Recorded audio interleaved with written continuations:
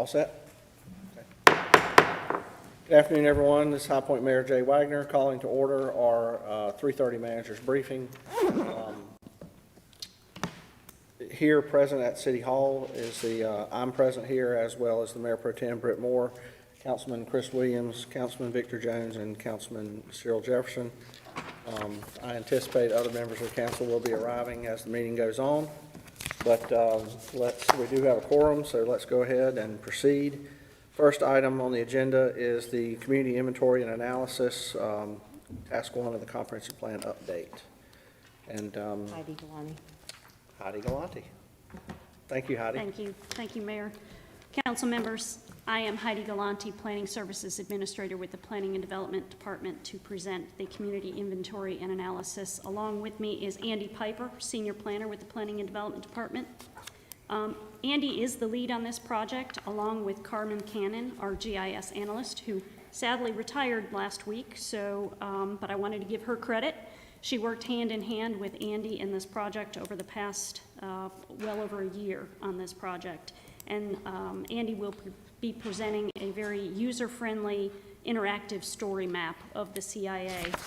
But before I turn it over to Andy, I wanted to give a little bit of context and background of where this is coming from.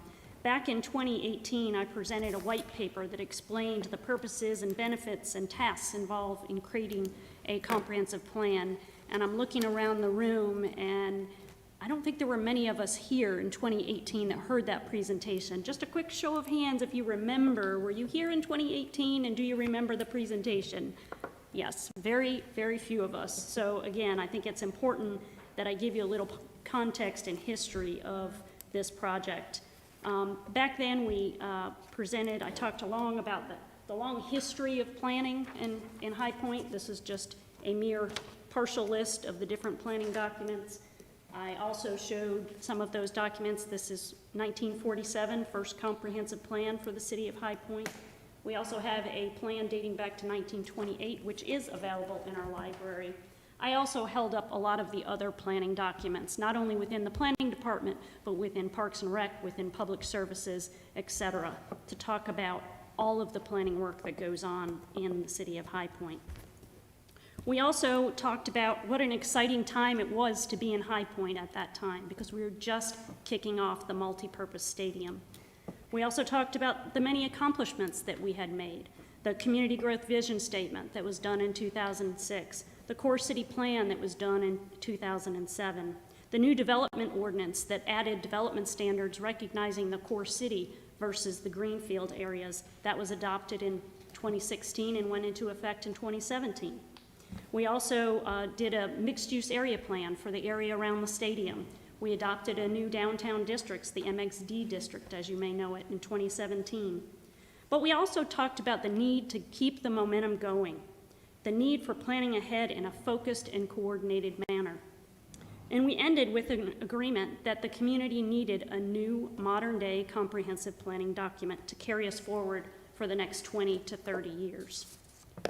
So you may ask, what have we been doing since 2018? Well, in addition to the other projects that we've been working on, we've been keeping the light on, as a fellow colleague of mine likes to say. So what does that mean? We have been requesting funding since 2019 for the comprehensive plan, but due to budgetary constraints and the pandemic, the project has not been able to be funded yet. I add that yet, because I'm still very hopeful. But we haven't let that stop us. We've completed task 1, which is the community inventory and analysis project, and Andy will present that to you in just a moment. We created a project website, project name, and project logo. Shout out to Dina Lindsay, our administrative coordinator in the Planning and Development Department, that created the web page that I'll present to you in just a second. And a shout out to Ryan Ferguson of the Community and Public Engagement Department for his help in helping us create and design our name and logo for this project. We've also drafted an RFQ so that when we do have funding, we can dust it off and hit the ground running and bringing a consultant in to help us complete this project. But since task 1 is now complete, it's time to launch that comprehensive website, that comprehensive plan website.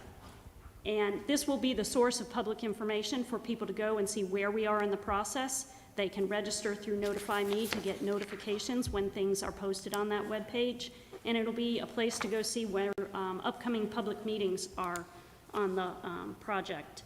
And I'd like to just quickly give you a very brief overview of that. So here is the comprehensive plan website, and again, our city, our next 20, that's the logo that we're using and the one that Ryan helped us with.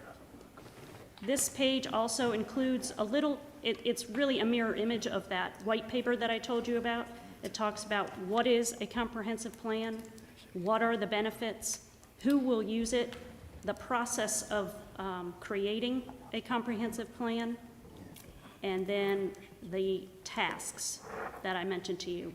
The community inventory and analysis being that first task, which has just been completed. The next one is the long-range planning policy audit, which we hope to get started on this coming spring.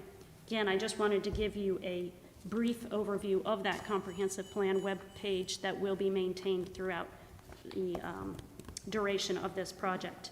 And now for the reason that you're here today, the community inventory and analysis. In short, the purpose of the CIA, as we're calling it, is to establish a baseline of where we are as a community so that we can measure our progress towards achieving the vision, which we will be updating as a part of the comprehensive plan process.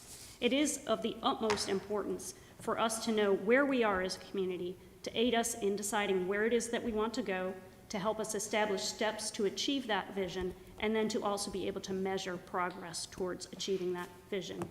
If time allows after the presentation, I will answer a few more questions on what the next steps are, but for now I'd like to turn that over to Andy to run through the community inventory and analysis.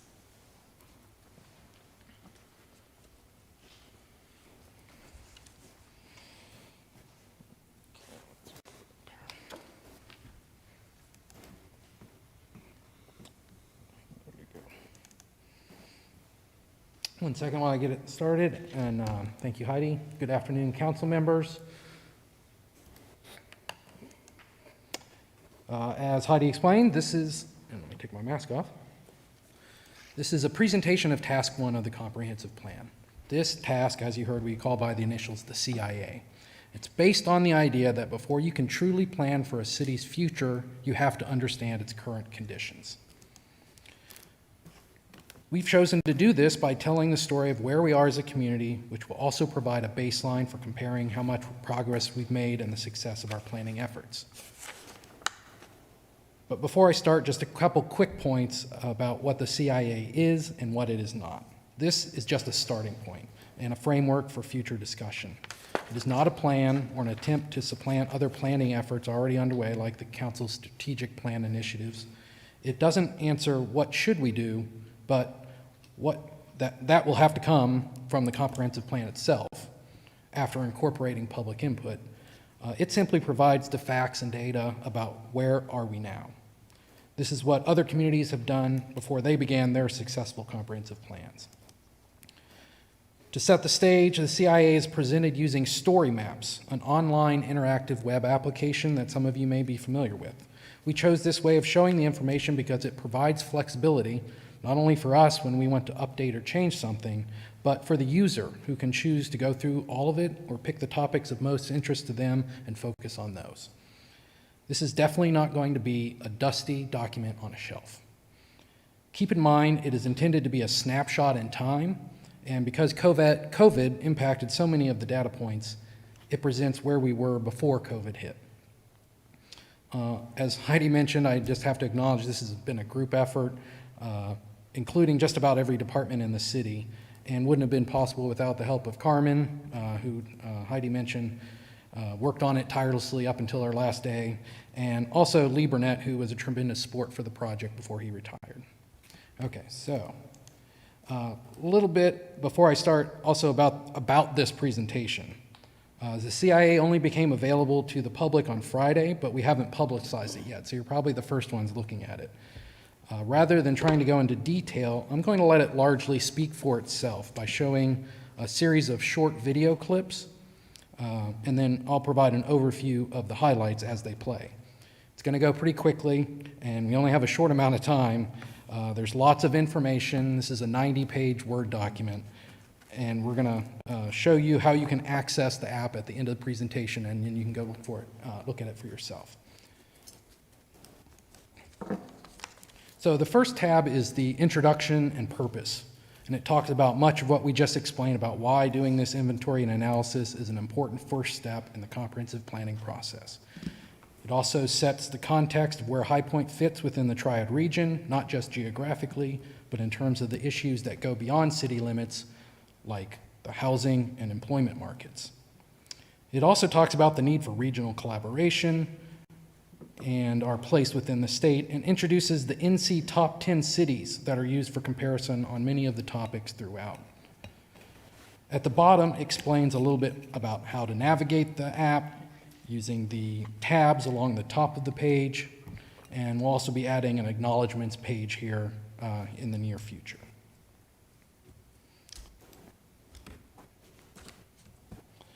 Okay, the next tab is the demographics chapter.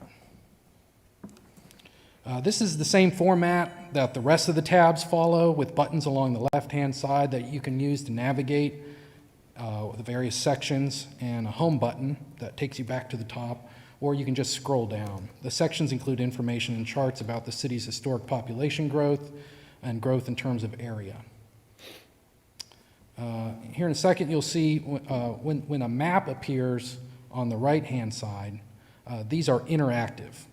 So you can zoom in and zoom out, and then click on it if you want to get more information about what's shown on the map. Using the magnifying glass icon, you can also enter an address to go to a particular site and use the home button on the map to return back to the default extent. Or you can open the legend, and there's also a layer list that you can check on, and then that will allow you to turn on and off different layers within the map. So following the population data, you're including our first comparison with the other NC Top 10 cities, there's a more traditional demographic information such as age distribution, which shows the spike in millennials and wave of baby boomers, as well as race and ethnicity, highlighting the trend towards greater diversity. This also, the section also shows another component of diversity in the variety of languages spoken, and like the rest of it, the text provides additional context. So the socioeconomics tab provides a variety of information about education, which has been improving over the past decades, and again compares High Point to the NC Top 10 cities and to the state and nation as a whole. It also compares where we sit in terms of household income and poverty status, and maps where poverty is concentrated by census tract, specifically, as you'll see, within the neighborhoods south and east of the downtown core, demonstrating how poverty tends to cluster in certain areas. This tab also includes charts and maps of migration patterns, both locally and on a national scale, and the final sections talk about health indicators, including issues with food insecurity and the location of identified food deserts, not surprisingly, where we also found concentrations of poverty, and data about health insurance coverage, life expectancy, fertility, and infant mortality rates from the Census Bureau's American Community Survey and other state sources. The next tab is about housing. And after providing the number of housing units and housing density in the city, it looks at the different housing unit types, such as single-family detached and attached homes, and how the percentages compare to the other North Carolina top 10 cities. This reveals that High Point is tied for the highest percentage of single-family detached housing among the NC Top 10 and is second in total single-family homes when also including attached homes like townhomes. Looking at household types, which refers to the people who live in a unit, of the top 10 cities, High Point had the highest percentage of female heads of household with no husband and was tied with Charlotte for the highest percentage of male heads of household with no wife present, resulting in the highest combined percentage of single-parent households. However, we also had the second highest percentage of married couple households, although well below Cary and below both the state and national averages. The next sections provide information about housing affordability and the percentage of households with high housing cost burden, the percentages of owner versus renter occupied housing units, and the percentage of housing units that are vacant, and how these figures compare to other cities in North Carolina and the state and nation. The final two sections map identified neighborhoods, including those within the core city, along with a link within the text to another story map that was produced by the Community Development and Housing Department that gives a more detailed analysis of these neighborhoods. And then going to the final section, what we just showed the subdivisions outside of the core city and whether they are comprised of single-family homes or apartments. And you do have to be a little patient with the maps sometimes. Okay, so the land use tab. Land use tab begins with an overview of the city's annexation agreements and how these influence land use policies and establish the size of our planning area. The next section highlights the potential constraints on development and provides where those constraints are across the city, including an interactive map where, again, the layers can be turned on and off to show the location of them. And this includes the airport overlay zones, our watershed critical areas, stream buffers, flood zones, and if you go in at a smaller scale, you can also see the topography and soils on a site. There is also discussion in the next section of the differences in development patterns within the core city and more recently developed greenfield areas in the northern portion of the city, and the challenges this presents in planning for the future. This is followed by a section that provides a map and table of the percentages of land use classifications found across the city's planning area based on the current land use plan last rewritten in 2000. This is then followed by a similar interactive map and table of the current zoning districts. And the last two sections of this chapter are still somewhat of a work in progress. One, we've been working on a dashboard that shows a map and allows for the filtering of building permit activity since August of 2015, when the Acela system came on board, through the end of 2020. So that's another something you can also get on a link there that takes you to a more, this kind of had to shrink it down to fit within the story map, but there's another version that you can link to from there. And then on the last section here, coming up, shows a static image of our existing land use data, which the planning department has been working to create and which hopefully when complete later this year will be turned into an interactive map and added to the story map. The next tab focuses on economy and includes the unemployment rate, which of course was impacted by COVID, but here reflects where we were before the pandemic and then compares us to the NC top 10 cities and the state and the nation.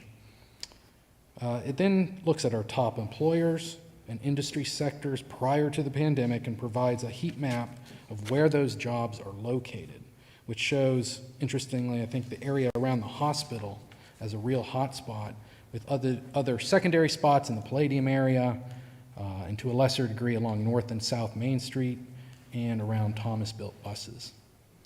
The next few sections talk about economic development efforts, such as the initiatives to increase regional collaboration, to transform the downtown around the Stadium Catalyst project, and to promote small-scale manufacturing. It also talks about the role of development incentives and opportunity zones play in promoting job creation and investment in High Point. Then there are a few sections that look at property values. And similar to what was done with the job distribution, there's a heat map showing where property values are concentrated, which not surprisingly is in the Market District. But there's also one based on the value per acre, which shifts the hot spot north of the railroad tracks closer to the hospital and the stadium area.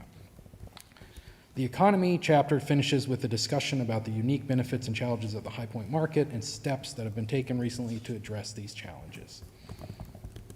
How fluid can this be to be updated You know, your hot spot's where it is right now, but in 2 years, if it's shifted, is it easy to come back to this and is this thing fluid? Fluid, flexible, right. Now, we want this is kind of intended to be a snapshot in time. So I we got want to it. establish that baseline. Sure. But all these maps, we can go and do, we'd have to get that data. There's some data cleaning we'd have to do.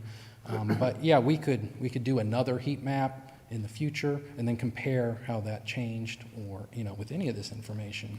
And that's kind of the idea, and that, what would we do in the comprehensive plan that might impact that, and then we could track if it's having the intended effect.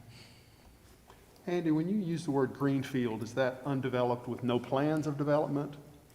Well, greenfield, yeah, that's a kind of a general term. That's a good point. Just largely undeveloped areas. But without actually development plans for them? Correct. Okay. I don't know if you're making that distinction. But would be available for Right, that in the right. future. That's kind of the idea. That's the area that we're moving into, yeah. Okay, so moving along to the infrastructure tab, starts with an overview of the transportation network and the role of the High Point MPO in determining where new projects get built, and includes a map and table of some of the more notable roadway projects and that are expected to be completed by 2045. This is followed by an analysis of traffic patterns, including commuting information for those who live and also those who work in High Point, and where workers in Guilford County commute to and from, and also lists traffic counts at the 10 busiest intersections. The discussion of transportation continues with a section on multimodal travel, such as walking and biking, and how this can be supported and expanded, and is followed by a section on transit that provides figures for ridership, obviously prior to the pandemic. Focus then shifts towards utilities, starting with the electric network and the boundaries of different service providers, and continues with the water and wastewater systems, not only in the terms of the number of miles underground lines, but also the number of customers and units treated and finished. There's also a map that shows there's a map and a description of the stormwater drainage infrastructure, sections on the landfill and weekly household service collection, and an analysis of recycling and the types of materials that are processed and sold. Of course, not all utilities are city-operated. An example that's become increasingly important is internet service, and this section looks at the percentage of households who have it and the types of services that they have.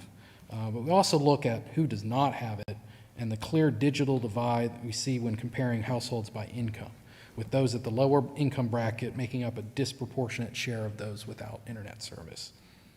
And then the final section talks, and it has a discussion and analysis of the importance of the extension of utilities and services plays in the future growth of the city, and how policies and decisions about when and where this occurs need to be based on a clear understanding of the impacts, both on the networks themselves and on the city's bottom line. Community Service and Facilities tab includes a profile of facilities, but also services like the police, including the rates of impact crimes that, once again, are based on 2019 figures, although that has been affected by the events of the past 2 years. High Point fares pretty well, actually, compared to other cities in North Carolina based on the state's crime index, and this section highlights the police department's community policing approach. The next section talks about the fire department and shows a map of incident responses, revealing a familiar pattern, and emphasizes the variety of calls beyond just firefighting that the department handles and the prevention and inspection programs that it administers. The fire department also takes the lead on emergency management efforts that can help save lives by having plans in place before an emergency, regardless of its nature. And then the next few sections look at our schools, including the 2019 enrollment and capacities of K through 12 public schools based on information from the Guilford County schools, as well as their locations. It also has a map of our college and universities, obviously most prominently High Point University, and it talks about its influence economically and otherwise on the community, but also highlights GTCC and adult education programs like the ones offered by Shaw University.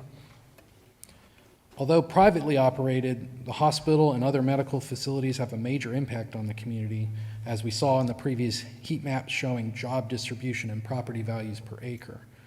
There are also several large medical care facilities in North High Point, and this section includes information compiled by UNC about the number and types of healthcare professionals in the area. The last section provides a map and information about parks and recreation facilities, both existing and proposed, based on the master plan adopted in 2018, as well as the recently adopted Greenway Master Plan, although it should be noted the proposed greenways on the map do not yet reflect the ones proposed in that plan, so there's another example where we do have the flexibility to, as that layer is updated, it will update on the CIA.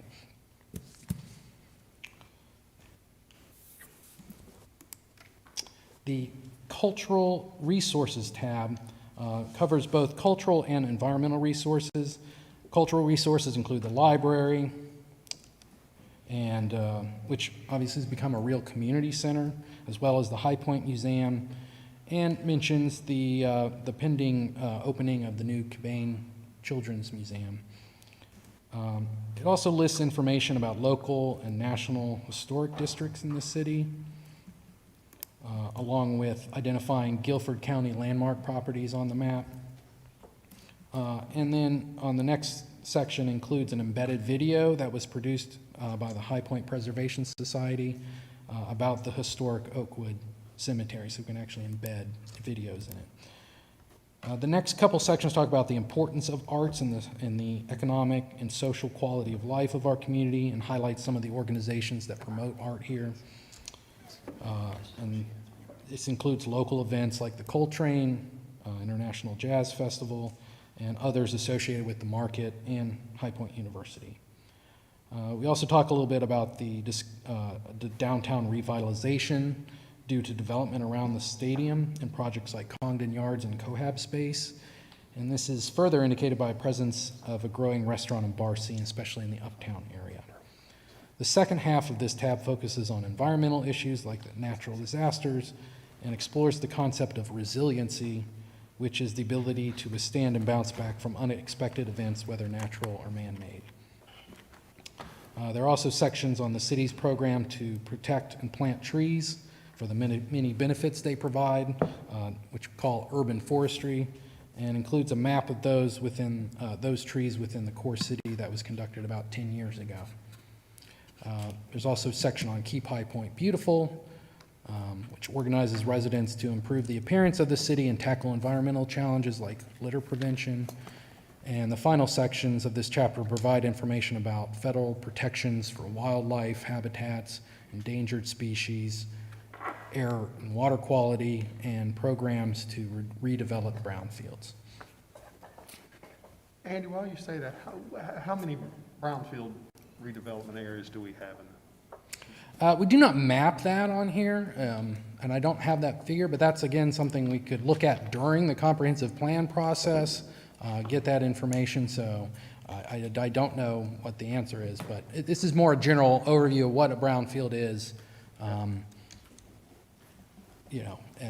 different programs that the EPA provides to help mitigate them. Okay, so the final tab talks about the trends that are touched on throughout the inventory, and it provides a brief analysis of the issues and the questions that could come up during the future comprehensive plan. These trends, as shown on this graphic, include demographic shifts that, like the rest of the nation, we're becoming more diverse and older, and the competition to retain young professionals, so that we can maintain the benefits that come from being an attractive place for university graduates, the importance of maintaining a low cost of living while fighting the concentration of poverty, so that we can market ourselves as a lower cost alternative to other cities, and encourage a greater diversity of housing types other than detached single-family homes or apartment complexes, something we know is called missing middle housing. And then trying to avoid a mismatch between the location of jobs and where residents live. There's also been a preference for a more dense and walkable urban design seen in many desirable communities. And this return to a more traditional approach of the compact downtown could also help result in a more financially stable and sustainable community. There also seems to be kind of two distinct areas in the city. The core city with its challenges typically found in many urban areas, and then the remainder of the city, loosely characterized by large lot residential and development of big box commercial and other properties. And trying to become more unified, it should be a goal so that the city will have, as a whole, be able to meet those challenges. An important aspect, lastly, is the planning for the future will be finding balanced solutions to environmental issues. And of course, on the forefront of just about everybody's mind still is the recovering from COVID-19. So that just is some of the trends that are highlighted throughout, kind of summarized here in this final section. And then we also talk about benchmarking. As we talked about earlier, how do we measure our success? And to ensure accountability, this is something a lot of other cities have been adopting with their planning efforts. Now, deciding what those key indicators are going to be will be something that has to be determined during the future comprehensive planning process. But this actually provides a table where we came up with some possible measures and data sources and timeframes for how we would possibly do that kind of benchmarking. And then we talk about here at the end some other influences that impact all of society, including the increasingly important concept of diversity, equity, and inclusion that must be interwoven into any analysis of conditions in America and also within the planning process itself, and a discussion of legal and political constraints that can impact the execution of policies. And then finally, a section on the role of new technology, which is obviously difficult to predict where it's going to go in the future and has permeated just about everything in our lives, but can be used to more efficiently run the city operations, as I hope this community inventory itself has shown. So I'm going to go back to kind of where we started with Heidi's, when she pulled up the comprehensive plan. Here's the website that you can find the community inventory and analysis. You just click on the community inventory and analysis link, and then there's an image, or there's also a link that you can click on that will open that so you can explore it yourself. It's also available on the Planning and Development webpage under Projects, then Comprehensive Plan, and the Community Inventory and Analysis link will take you to that webpage where you can access it. So I know that was a lot of information that I was kind of running through, and so I hope you get a chance to look at it yourself and explore it a little bit more. And of course, we're happy to answer any questions you have, and also that may go back to Heidi as well as far as the next steps for the comprehensive plan. And I thank you for your time. Thank you, Andy. Questions, Amanda? Yeah, any questions? If things stay okay economically, the steps following, what's your projected time of finishing your next step? So the next step is task 2, which is called a policy audit. And that is something that we can start in-house, but we need to have a consultant to actually do the audit. And that's us just gathering all of our planning policy documents, again, not just in the planning department, but in public services, in transportation, in Parks and Rec, and looking at all of those policies and doing an audit on those policies. What are still in effect, what are still needed, what needs to be deleted or updated, and then that will be the basis for comprehensive plan policies as we move into creating that policy, creating the comprehensive plan. But again, we need to have a consultant to help us complete that audit, so we can start it in the spring, but then we will need funding. We have estimated the project being a total of $350,000, $300,000 for a consultant, and then $50,000 for what we call a public education series, which we bring in different speakers from around different places on different planning topics that we will determine to educate the public on what are the different planning theories, policies, topics that are out there. And it would take about 3 years to complete. So if we're able to bring on a consultant in early '22, we could be done by the end of '24. I'm in OneDrive right now. With that presentation that we just saw, it's on the website, on the city's website? Right, if you go in and you go to that where I had tasks on that comprehensive plan, you'll see community inventory and assessment, and that is a link that'll take you to it. All right, Cyril's got it. Any other comments or questions? Thank you for the work. That looks awesome. That's great. I'm excited to get in, start investigating. Well, all the thanks go to Andy and Carmen. Thank They you, worked Andy. very hard on this project. Thank you. Thank you all very much. Plate. Okay, so the next item on the agenda is an update on our diversity, equity, and inclusion program. Jerron?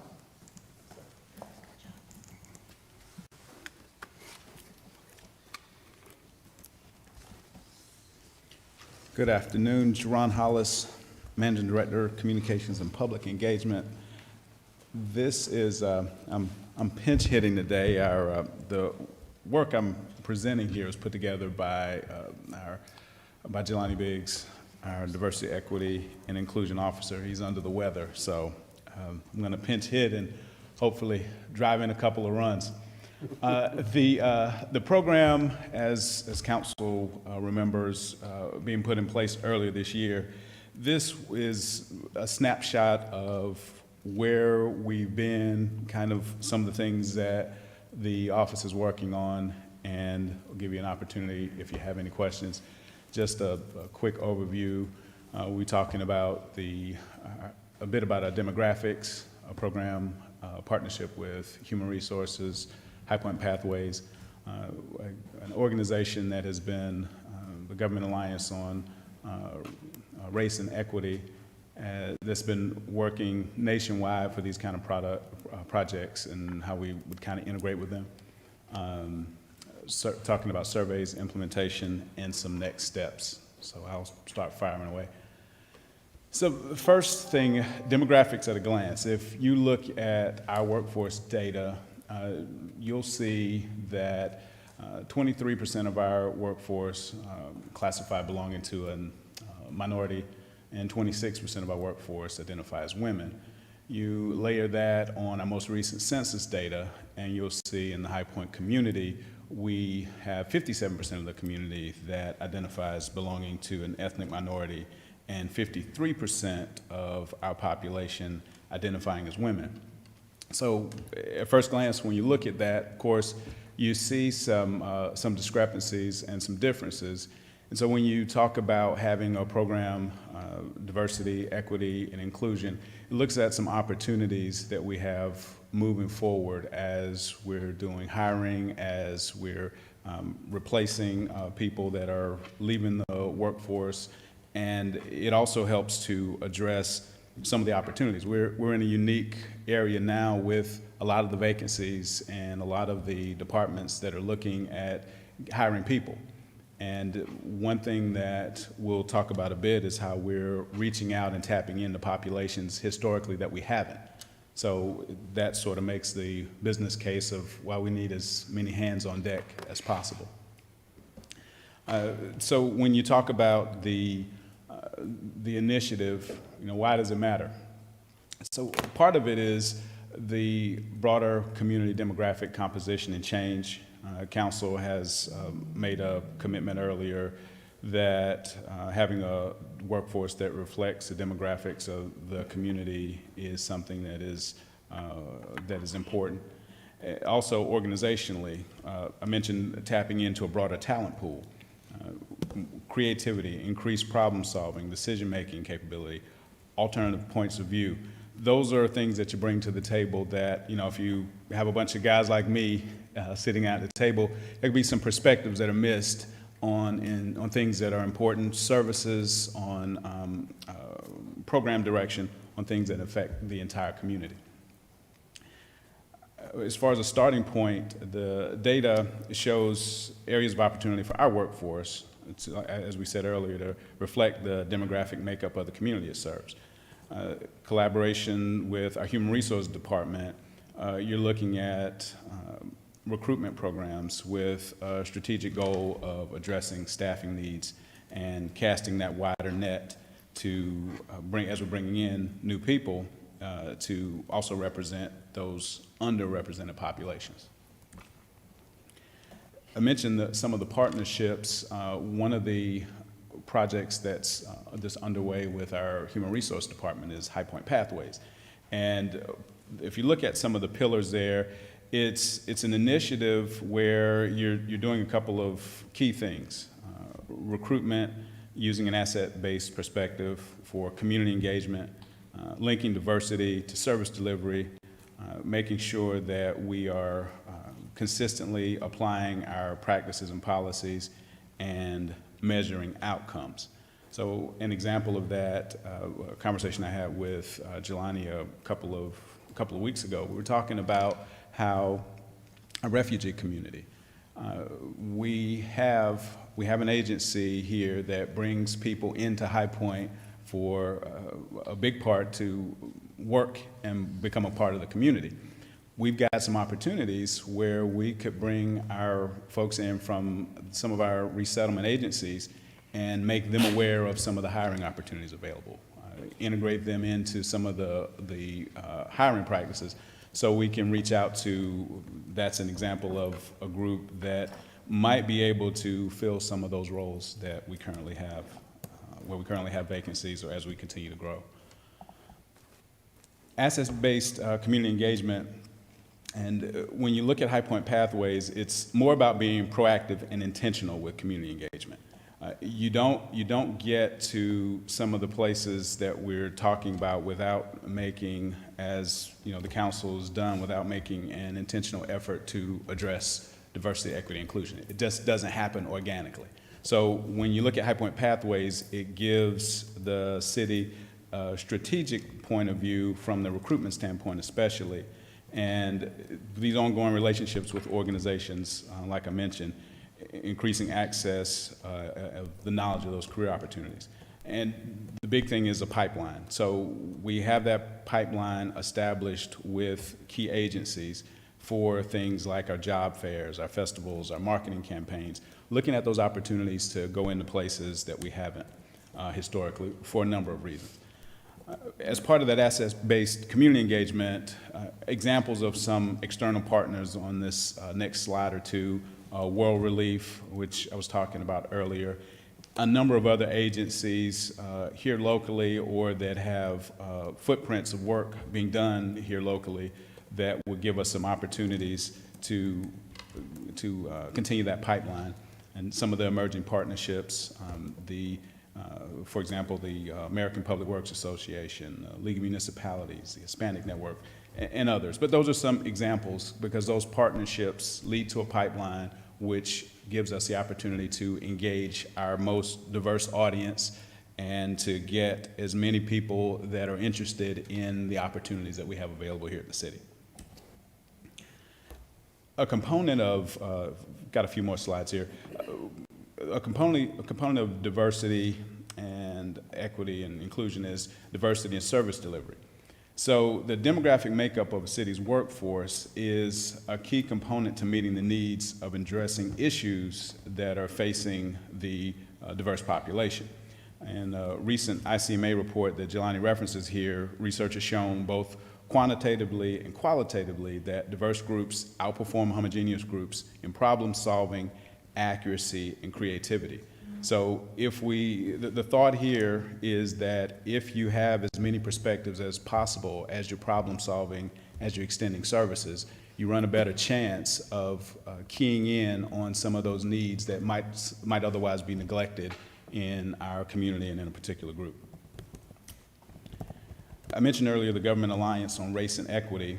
So currently staff is consulting with GARE regarding implementation, things like employee surveys, so we can get a sense of where the organization is with knowledge, skills, and experience of our employees concerning race and equity. The organization recommends having a baseline survey to gather these responses early in the process so that when we get that information, we kind of have a better roadmap of where we should start and how we should go. As you can imagine, with diversity and equity, that's a pretty popular topic across the country.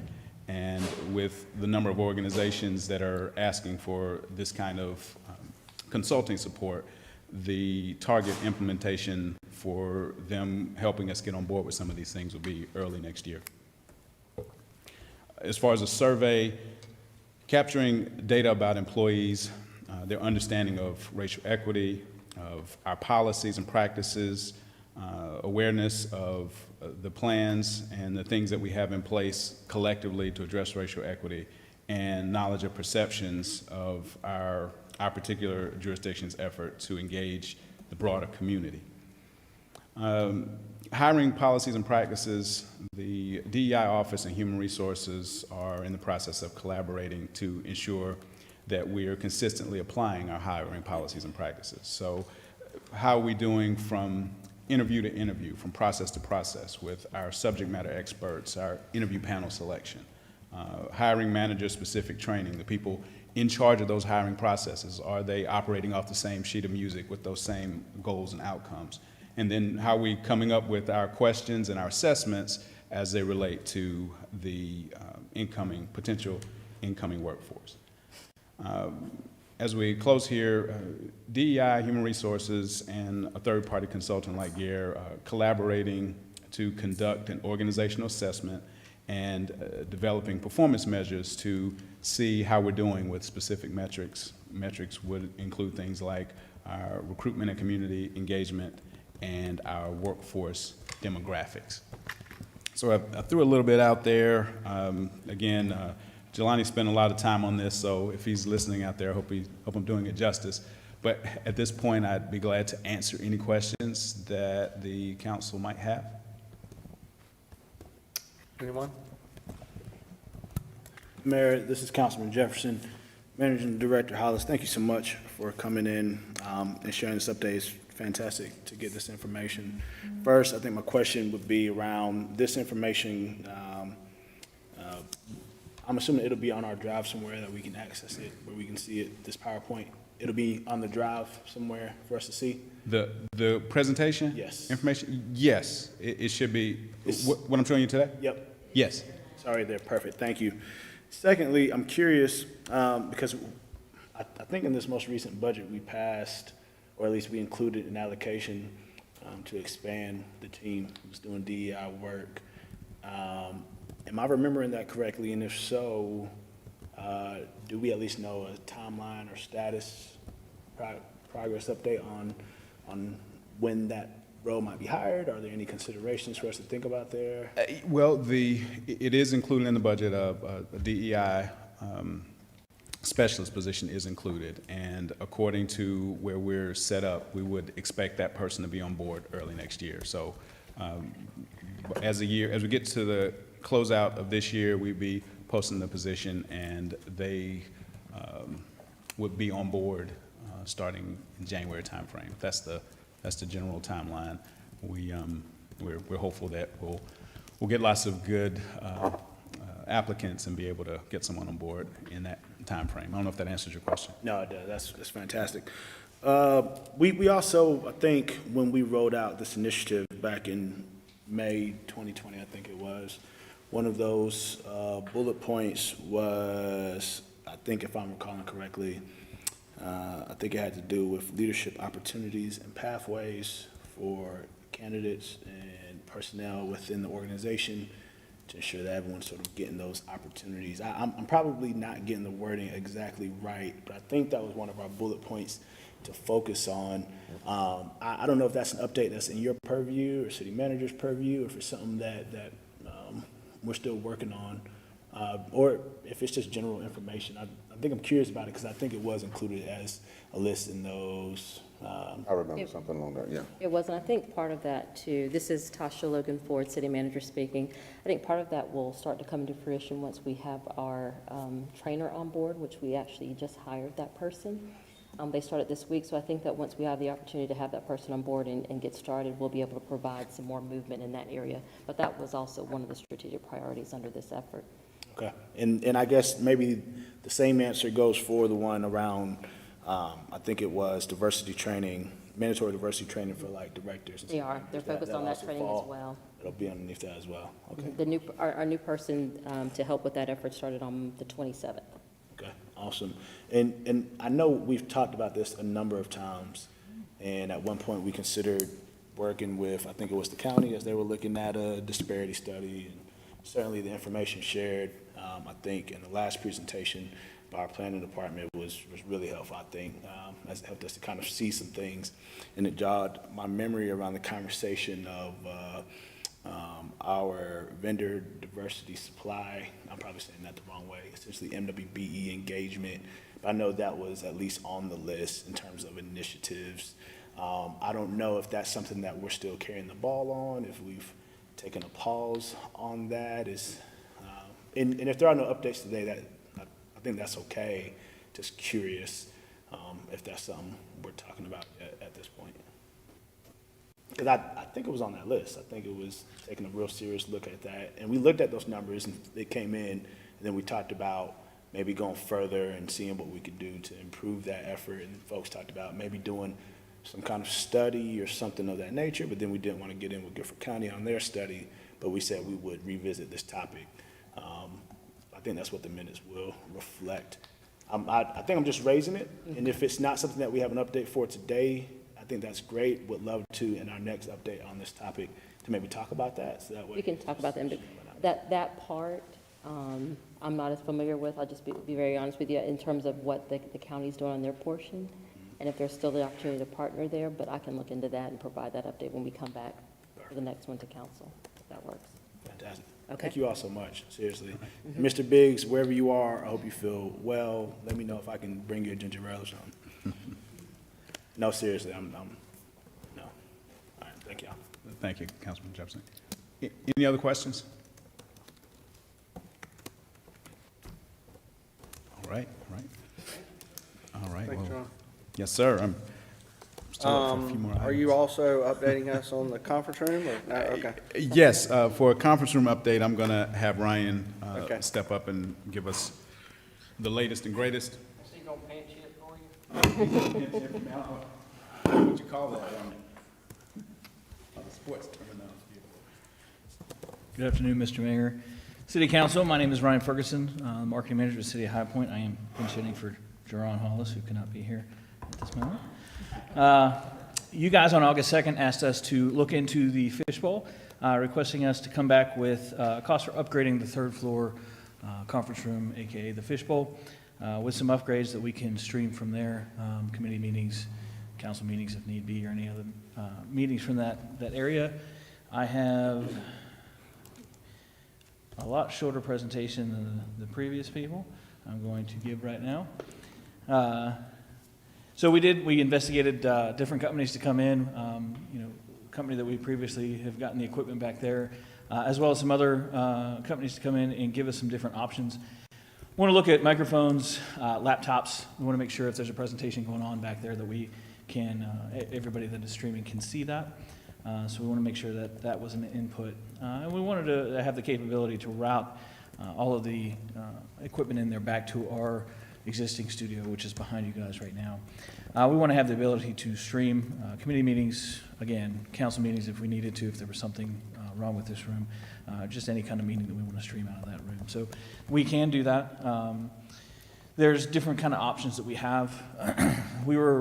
They came back with us with a couple different proposals, the different microphones that they were talking about, and we looked at those and compared it, and we wanted to minimize any disruption in that room, make it look clean, keep it functional. So what we are coming up with is 4x ceiling mounted microphones. These microphones they look just like that in the picture. They're thin, and they're going to go on 4 areas of the ceiling in there. Those microphones will be able to pick up everyone in that room clearly. We will not have to drill through that nice table to have goosenecks coming up, or the microphones that you see there. We don't have to have wires running across the floor, conduit going up the walls. These will be mounted directly into the ceiling. If, per se, you guys are sitting at that table having discussions and an assistant city manager is out sitting in the other chairs, not at the table, they can actually talk in there, and they'll be picked up just as freely as any of you guys sitting at that table. So this is the option that we want to go for. We're not cutting or drilling anything. There's not going to be wires all over the wall. Everything will be mounted up into the ceiling. We'll be routed back here to our production studio, and then we can use our equipment, the existing equipment that we have, to be able to stream for that. It's also going to allow us to actually have 4 extra inputs in there if we do need to upgrade some more microphones out here.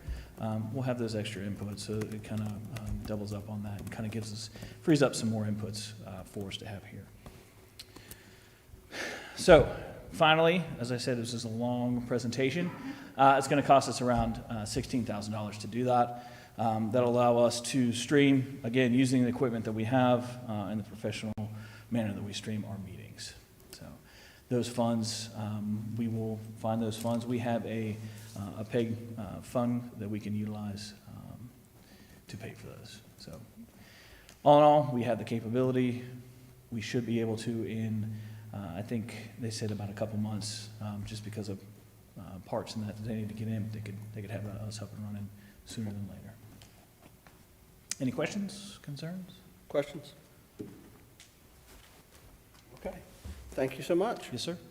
All right, let's talk about ARPA funds. All right.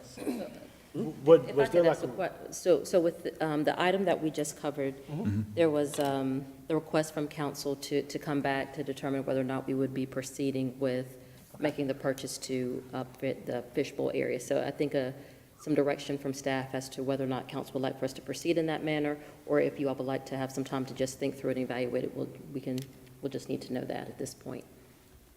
I'm ready to go ahead and do it. I think that's, you It's a know, lot cheaper than what Heidi asked for.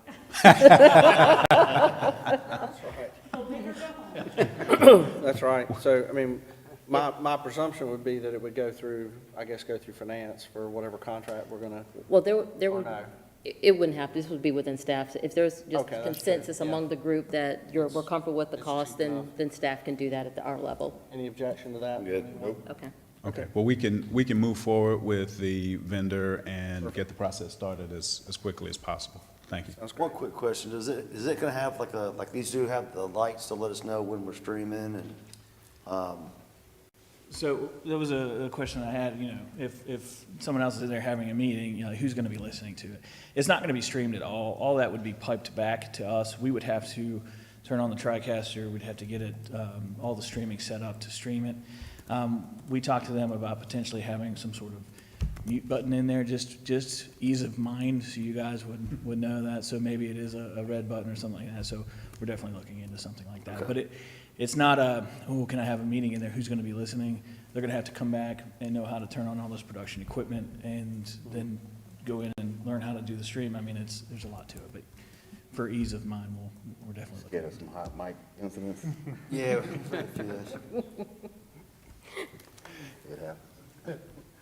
Thank you all. I'll be able to tell my not jokes. All right, now let's talk about ARPA then.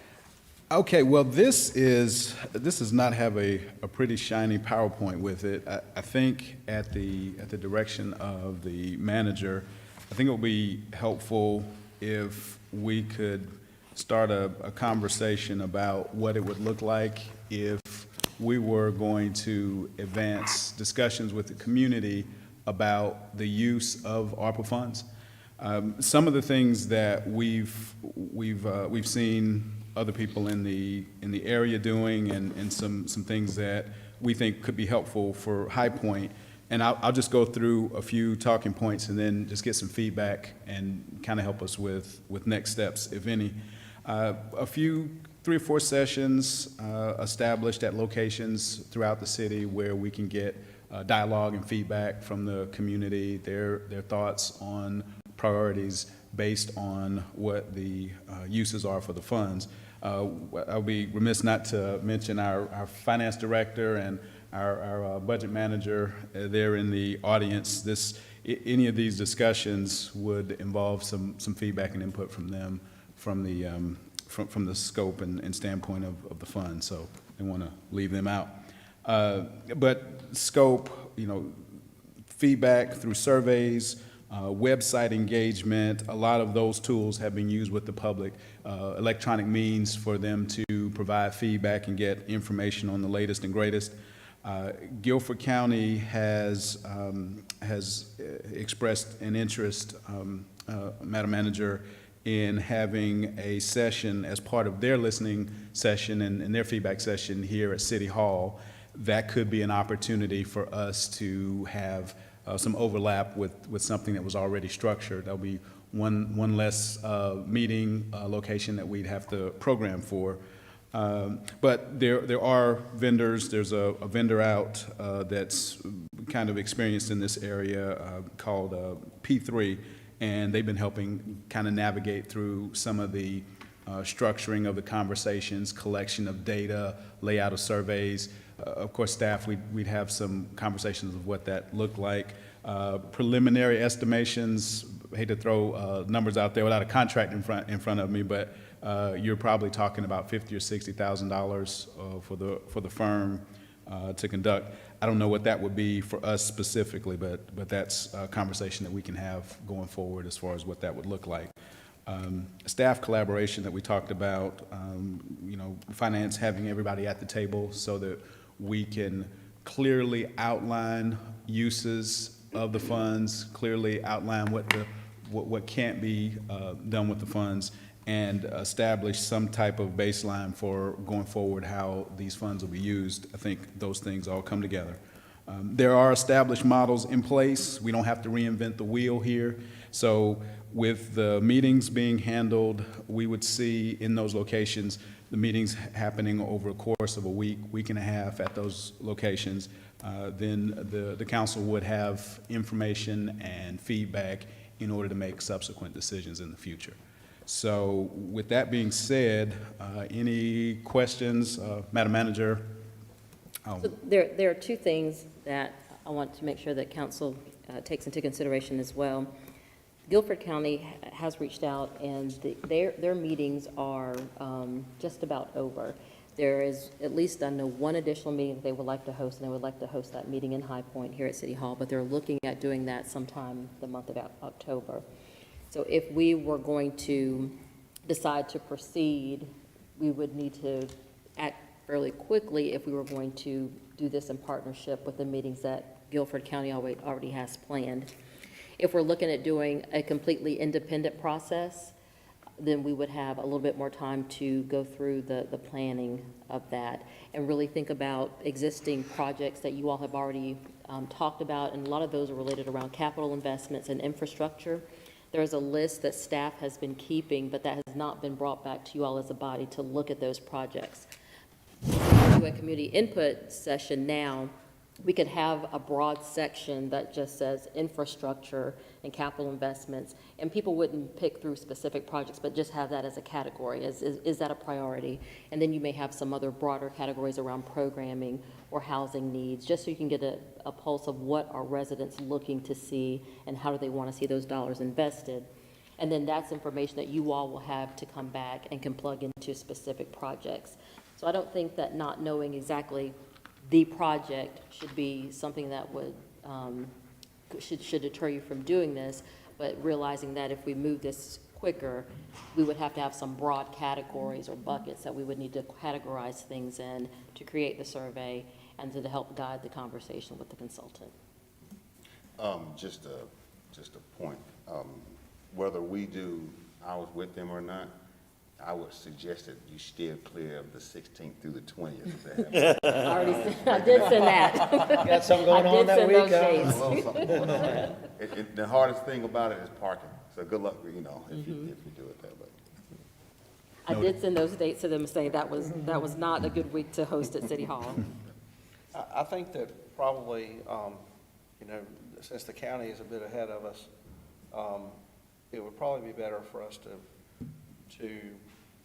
I don't know, maybe I would suggest kind of a hybrid approach where we're going to go and do our own schedule of meetings, but at the same time, there may be opportunities, depending on what's decided, for us to partner with the county on something, because my guess is they're probably going to have similar suggestions and maybe a similar roadmap. So if after going through the process, we can somehow work with them to maximize that money, to make a bigger impact, I think we need to try to do that. And I don't know how quickly they're planning to move from their meetings to actual action and spending, but if they're willing to hold off a little bit, to let us get through with our process, then maybe we can look for how we can work with them. And we could work with them to do that, at least that session they want to hold in High Point here, and still give us a little bit more time to decide where we want to hold our independent meetings. Yeah, to the mayor's point, this is Councilman Jefferson. I know in some early conversations with some of the commissioners, they were looking forward to us being able to find a way to be able to do some of these conversations together, given that we can be clear around whose money goes where and not getting folks, I think, confused on that, which is easy to do if you're having the same conversations. But to the mayor's point, the sort of hybrid thing allows, we're sort of starting that conversation for any collaboration.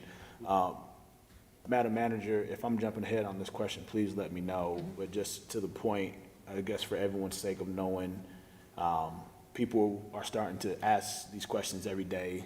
And we get the calls and emails from people who are just curious, what are our plans? At least at this point, while we don't know what concrete plans are, I believe you all have a plan to at least put some sort of landing page out there that is like a FAQ for now. All right. I can speak to that briefly. The webpage is being developed that will show just the allocation that the city of High Point is expected to receive.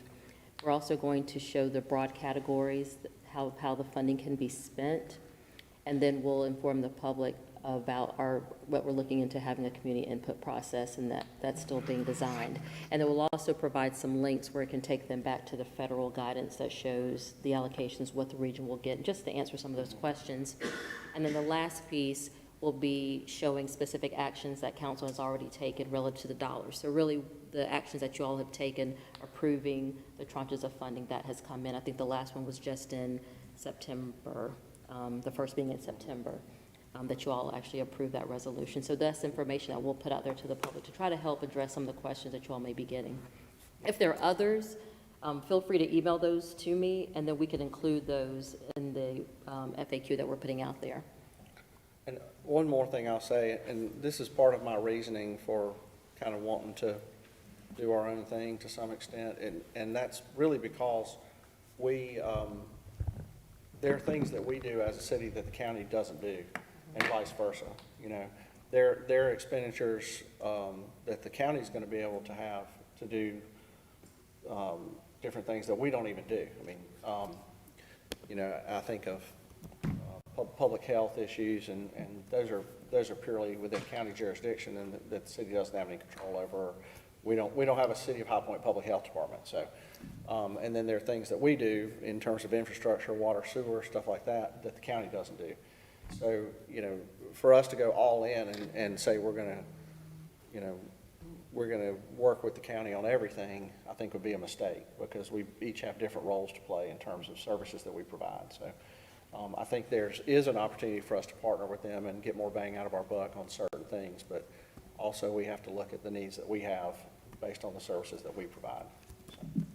So that's just some of the basis for my thinking there. Yeah, and to the mayor's point, now I'm almost wondering, and not that I've gotten this question, but if there's a way on that landing page to say, I don't know, to be clear what's under the city's purview, and say for certain things go to the county site, or FYI, the county also got funding and here's their site, and link them there, so that, I don't know, just so as we get those questions, people are able to at least, and I don't know exactly how you convey that on that page, but some sort of way of speaking to what the mayor just said of certain things are in our purview and certain things are not, certain things are in the county's purview, and here's the county's page to go check them out. I think definitely having a link to the county resources would be helpful. And we'll see if there's a way to try to narrow down the items that fall under the city's purview to make it a little more clear. So would that be a conversation between like you and the county manager? Okay. And we've been talking about those. I think what I would do is go ahead and work with them to try to find the date for the meeting they want to host here. Yeah. And see if we can find some way to collaborate, and realizing that we'll still have our own effort in the coming months as we work out the agreement with consultants and bring that back to you for more conversation. With the The timing, we're probably going to have some of the guidance coming down from the federal government in terms of how the dollars can be spent as we are going through some of our community input sessions. I anticipate that that should be coming to us hopefully in the next week or so, is what we're hearing.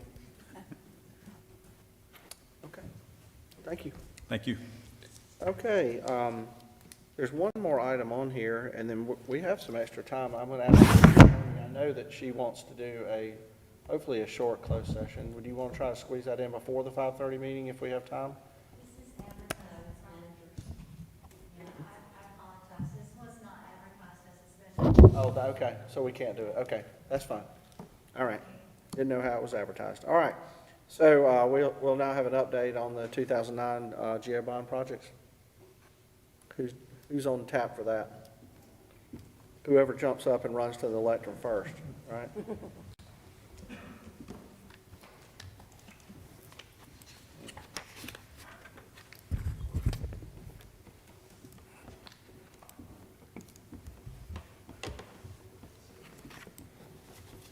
Good afternoon, members of council. I'm Mark McDonald, Transportation Director for the city. I want to give you a quick update on the transportation bonds.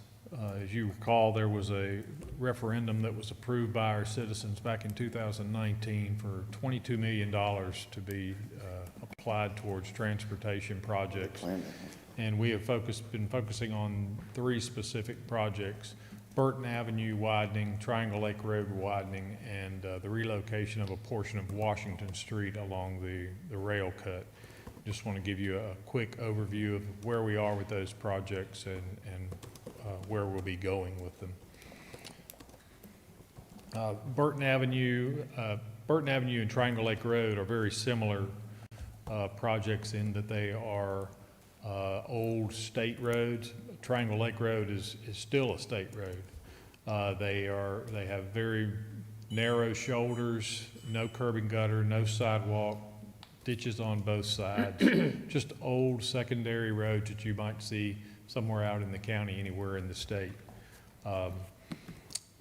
Both projects are intended to widen the road out to provide wider travel lanes, bike lanes, sidewalks on both sides, curb and gutter to improve drainage, as well as some utility upgrades along both water, sewer, and electric. Here's a map of Burton Avenue. That project runs from Wright Street, which is right behind the food line at Burton and Westchester. You may recall about 10 years or so ago, we received some ERA funds from the state that allowed us to make some improvements along Burton Road right there at the intersection with Westchester. This picks up right where that project left off and goes all the way out to the city limits of the Davidson County line. This project will, again, it'll provide sidewalks, bike lanes, curb and gutter, utility upgrades, and it'll also just make things safer for the public that lives out in that area. The bike lanes and the sidewalks will make things much more accessible and much safer for pedestrians and cyclists and transit users along that route. Engineering Services has been doing the design on this. That's Trevor Spencer's group. We are at a point where probably we'll be able to advertise and bid this project maybe late spring or summer for a fall construction period. We're anticipating the cost of this, or the budget that we've got for this from those bond funds, at about $6.5 million, with another $2.5 million for utilities. Triangle Lake Road over on the east side of downtown, from Hickory Chapel Road all the way out to Martin Luther King Drive, and also includes a short stub of Baker Road where it intersects with US 29. Again, improving to correct some vertical and horizontal alignment issues, to improve drainage, and just to make it a safer route for not only motorists but for pedestrians and cyclists. This is a primary route back and forth to our fleet and some of our other maintenance facilities that are out at the intersection of Triangle Lake and MLK. So it's a very important route, not only to the citizens that live in that area, but to the organization providing the services that we do. We've just recently completed a review of a study that was done about 12 or 13 years ago, looking at the environmental aspects of the project and the conceptual alignment. That has all been updated, so we are now ready to enter into a contract with Kimley Horn and Associates to complete the design of the Triangle Lake Road project. We anticipate that this is going to take probably a year to 18 months to complete, targeting a construction date of sometime in the fall of 2023. $12 million focusing on the roadway construction and an additional $3.8 million towards utilities. The last project that we've identified is a realignment of about 1,800 feet of Washington Street along the railroad corridor right in front of Penn Griffin School. And we've had some issues there over the past few years with erosion along the slopes of the railroad cut. And we've been working with the North Carolina Railroad to see what we can do to stabilize those slopes so that they don't present a greater hazard to the roadbed itself. What we're going to be doing is shifting the road over approximately 15 feet. That will give the railroad, both the North Carolina Railroad and Norfolk Southern, the room that they need to work with to flatten that slope out some, build some retaining walls down at track level, and provide that stability. We have the consulting firm Best TV Engineering working on this. They've been doing the design. The roadway design piece of it is pretty much complete. We've ran into some utility issues, but we think we have most of those resolved, and we would anticipate that we'll have construction documents ready to go out for advertisement soon after the first year, targeting construction in the late spring or during the summer when school is out over on Washington Street at Penn Griffin.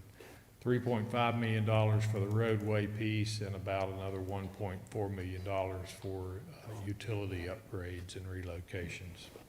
And just to show you what that slope looks like, you can see how that it's just sort of eroded away right along the edge of the existing road.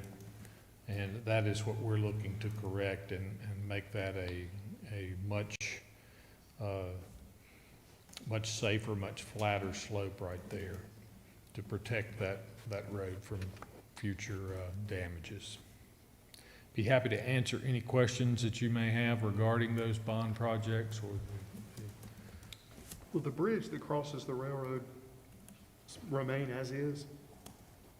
The pedestrian bridge that goes across from Penn Griffin and goes over to MLK, and then there's another bridge that goes over to Moorhead Rec Center will remain in place. The old Downing Street Bridge will also, at least for the time being, remain in place. It is used by residents of the area to move back and forth on that end of Washington Street. The railroad would like to see that structure removed at some point in the future to accommodate the high-speed rail that is anticipated to occur sometime down the road. There is no schedule for that right now, and they've agreed that for now the structure can stay in place. It does need some work on it. We need to do some things to it to make it safer for pedestrians. So. Thank you. Mark, as Councilman Moore, I noticed in the numbers that the GEO bond was for $22 million, correct? Yes. And the utility piece looks like it's 6.75 million total on all three. Correct. That money will be coming from, Water sewer fund and electric fund. thank you. Anyone else? Questions for Mark? Thank you, Mark. Okay, thank you. Now, Lee Tillery. Comp plan's looking cheaper.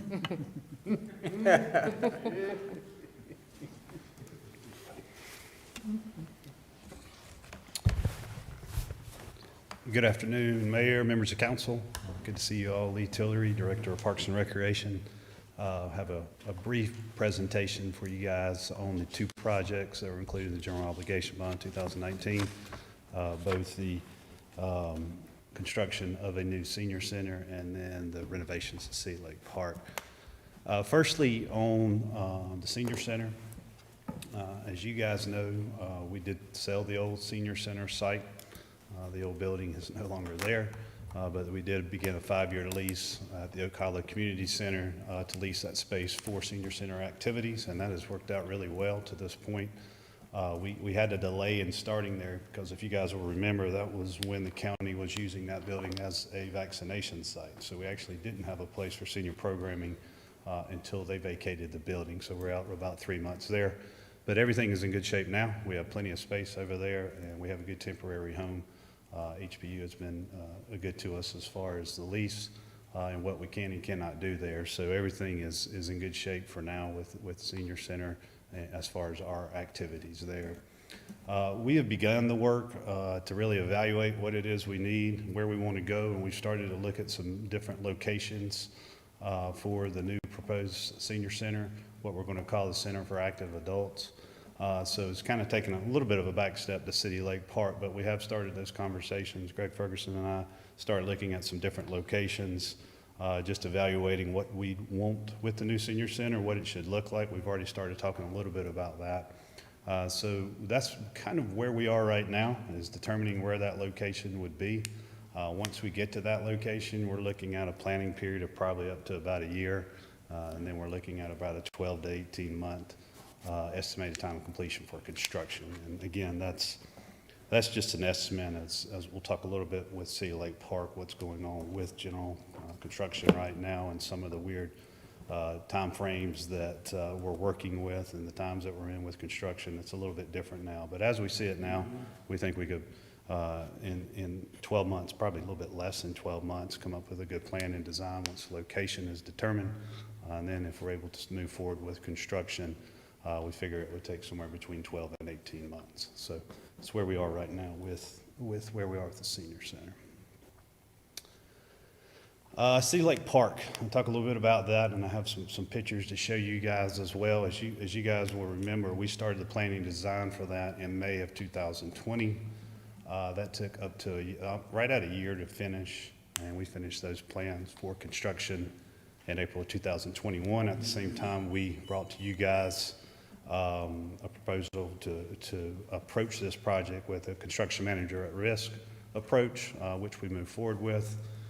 We solicited RFQs, we did interviews, and selected Salmon Corporation and brought that to you guys for approval in April of 21 as well. Construction did begin in May of 21 this past year, so we've been out there about 4 months. And I'll talk to you a little bit as we go through some of the pictures of the project and where we are now, kind of give you a construction update, talk to you a little bit about some challenges that we have going on.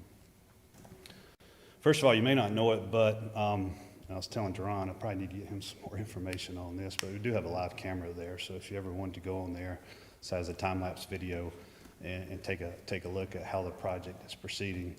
I guess if you're really, really bored, you can look at it for a long period of time and see some action, but for the most part, you can get on there, take a look, see where we are, and that is our information on how to get that information. So this is a picture here of the locker rooms. Again, what you can see is a project that was in dire need. And this project, it's going to be so great at the end. But remember, some of the aspects of City Lake were built in the mid-1930s. So, and a lot of this is reflective of 1950s, 1960s. So this is a project that needed to be done, and I'm glad we're doing it. It's really exciting. I'm there a lot. It's very time consuming, but again, it's an exciting project. Salmon is doing a wonderful job. Really glad to have them on board, and I feel good about what the final product's going to look like.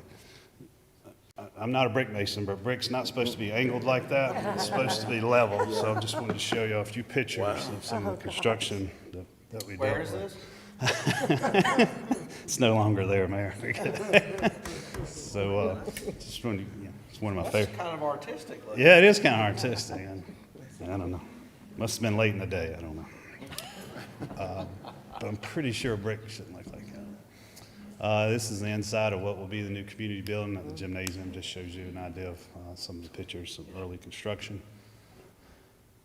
The pool. If you take a close look at the size of those saws right there behind that ladder, you'll be impressed like I am.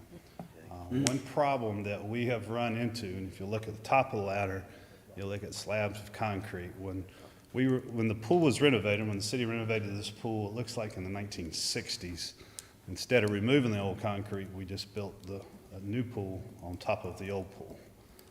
And that was a problem. That's a big problem, and that's one that you guys approved at your last meeting as far as a change order because of all that additional concrete that had to be removed from the site. We did not anticipate that in the original cost of the project.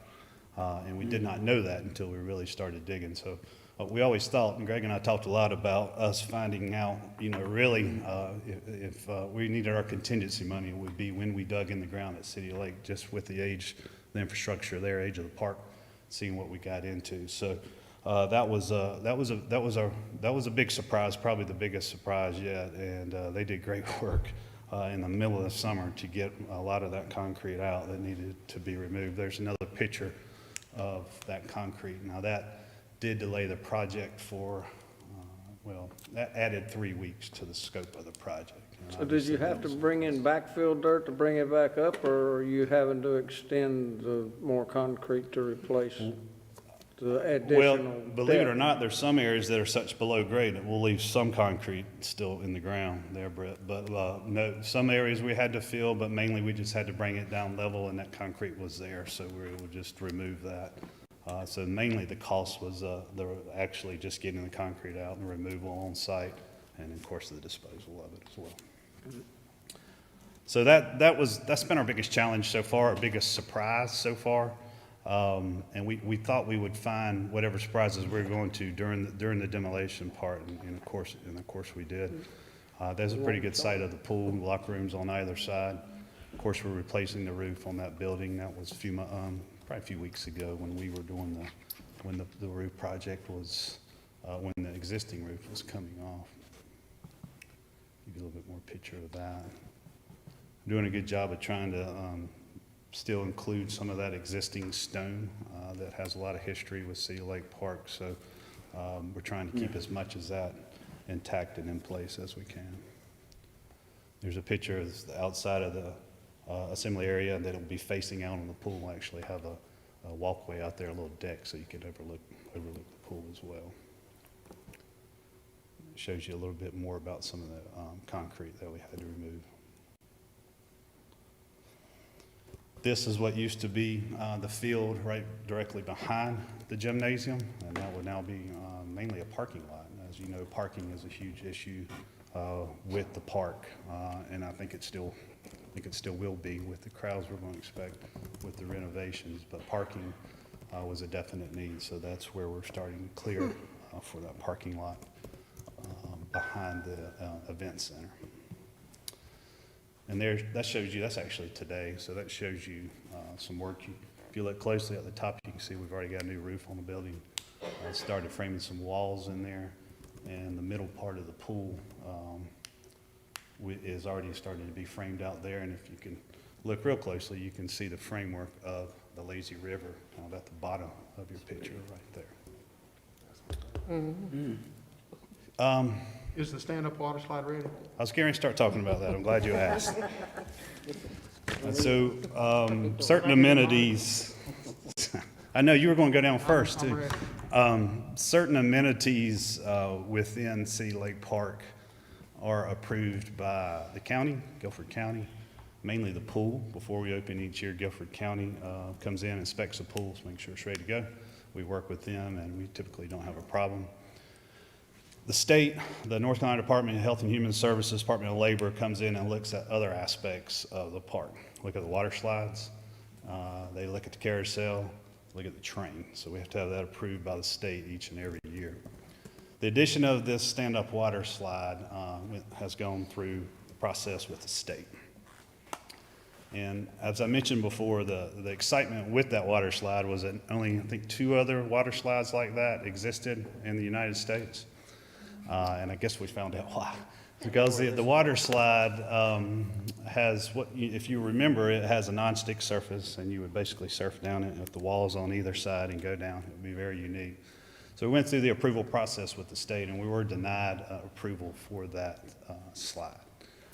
So we went through, tried to appeal it, made our calls, but we just didn't, we could not get anywhere with the state. So they ultimately did deny that request for that stand-up water slide. What department is that? Department of Health and Human Services. There's a division, Jay, that's just with pools. I can get you the actual division, but it's pools, tattoos, and some other things that they manage, so it was a lot. What was their reasoning besides we've never done that before? It's basically because the standards that we have in place are antiquated. They haven't adapted as fast as the industry has come up with different slides. And they were applying a standard from what they call a non-stick surfacing. In other words, at the bottom of a pool, it can be very slick. You want to be able to stand up in the bottom of the pool. They were applying that same standard to that slide. With you couldn't slide down when you're sticking to the surface all the way down the water slide. So they did apply that standard. We went back with them. They do have a caveat where sometimes you defer to the manufacturer because the manufacturer has all the information, the safety standards, and we went back and forth with them and simply had no luck to do that. So, we inquired about what it would take to change that, to look into that a little bit more. But with our time schedule and what it would take for us to appeal that, even if it got changed or approved, that would be beyond just the timeline of the scope of the schedule. So. Can I put a slip and slide in your backyard? Yes. Hope they don't close sliding rock. So it just won't happen, or? Could it be built later?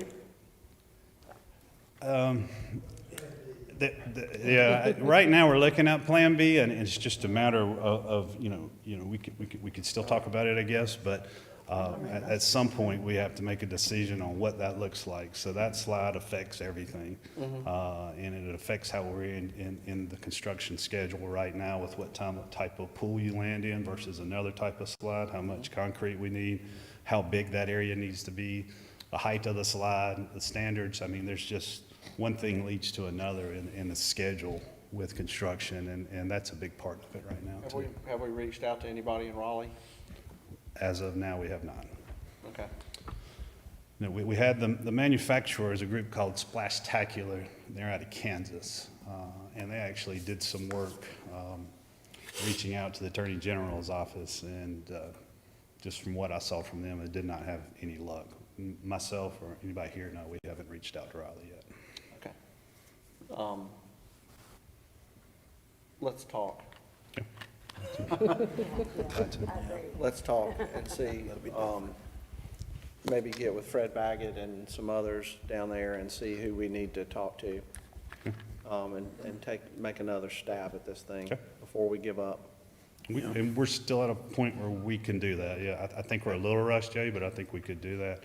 We are working on Plan B. We already have shop drawings for a Plan B. It's more of a dual water slide, but we're still okay right now, timing wise. All right. Apply for some of them jetpack things you can put on your feet, fly through like they do with the islands and things like that, if we can't get that slide. If we can't get this slide. It's frustrating, it is. Yeah. It's frustrating. All right. We just got to bug the right people. Yeah. Okay. Anything else? That's all I have, unless you guys have any questions. Okay. Excellent. Thank you. Manager wanted to speak to one item. I do. We have a few moments. There's one item that seems to consume quite a bit of our time when we're talking about the impact of the pandemic on our workforce and really around vaccinations. We have a COVID task force, and it includes departments from across the city. And we try to keep a pulse on how it's impacting our workflows, trying to get an idea of, how much time we're spending when we have folks out, and really how it's impacting service delivery. And we're continuing to see some challenges in that area. We're also following some of the legislation that's coming down that talks about mandatory vaccinations and what would that look like, whether or not that would be implemented in North Carolina, and then how we would deal with that. One thing that I think would help the organization, and I would recommend that we continue, or we explore here, is providing an incentive for vaccinations. Right now, we don't have a good pulse on what that looks like in our organization, and I think that requiring employees to provide this information to us without some type of incentive would be a challenge. We're not getting the information that we would like to at this point. There is surrounding cities around us and counties that have provided some type of bonus structure. For me, I would like to see us implement a bonus structure for our employees if they're already vaccinated. The range is somewhere between $200 to $500. There are some places, not us, Town of Cary, I think that did bonuses in the $1,000 range. But in addition to just doing bonuses for employees that choose to get vaccinated, I would also like to see us do an additional bonus if we reach an organizational goal.